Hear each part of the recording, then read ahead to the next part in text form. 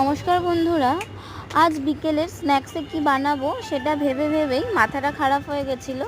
তো ফ্রিজে একটু সলিড চিকেন ছিল, যেহেতু আমার ছেলে খেতে পছন্দ করে না, তো সেটাই ভাবলাম যে চিকেনটা দিয়ে একটু চিকেন রোল বানিয়ে ফেলি, তাই সেটাই তোমাদের সাথে শেয়ার করছি। তো ফার্স্টেই আমি কিছুটা পেঁয়াজ, কিছুটা ক্যাপসিকাম আর আদা রসুন গ্রেট করে নিয়েছি, আর মাংসটাকে আমি কিমা সাইজের করে কেটে নিয়েছি।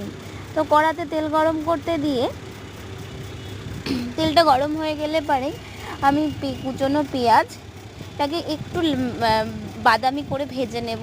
তারপরে আদা রসুনের যে গ্রেট করা ছিল সেটা আমি দিয়ে দেব। তারপরে ক্যাপসিকামটা দিয়ে দেব, দিয়ে বেশ খানিকক্ষণ একটুখানি ভাজব। তারপরেই চিকেনটাকে দিয়ে দেব, চিকেনটাকে দিয়ে আর একটুখানি বেশ খানিকক্ষণ কষিয়ে নেব। তারপরে নুন দিয়ে দেব পরিমাণ মতন,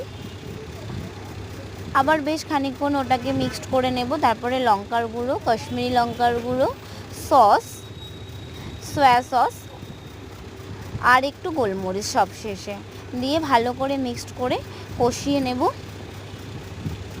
কষিয়ে যখন দেখব ওটা একটু তেল ছেড়ে এসেছে, সামান্য পরিমাণে মাঝখানে জল দেব। আর ততক্ষণ আমি ময়দা মেখে কটা লেচি আমি করে নিয়েছি, করে চিকেনটা হয়ে গেলে একটা সাইডে রেখেছি। তারপরে জিনিসটা বেলে পরোটার আকারে ভেজে নেব। একটু বেশ কড়া করেই ভাজবো জিনিসটা, না হলে খেতে খুব বাজে লাগবে। পরোটার আকারে সমস্তগুলোকে ভেজে নিয়ে তারপরে মাংসটা দিয়ে দেব।